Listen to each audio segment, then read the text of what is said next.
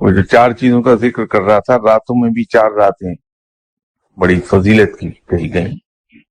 اور ان 4 راتوں میں شب قدر کو سب سے زیادہ فضیلت حاصل، تو ان 4 راتوں میں سے ایک رات شعبان ہی میں آتی ہے۔ اسی طرح ماہ شعبان میں آنے والے تمام سال کے دوران جن لوگوں کو اللہ کو پیارا ہو جانا ہے، ان کے ناموں کی فہرست مرتب کر دی جاتی ہے، وہ نام ریلیز کر دیے جاتے ہیں۔ اسی لیے آپ صلی اللہ علیہ وسلم نے فرمایا تھا کہ اگر میرا نام اس فہرست میں شامل ہو جب،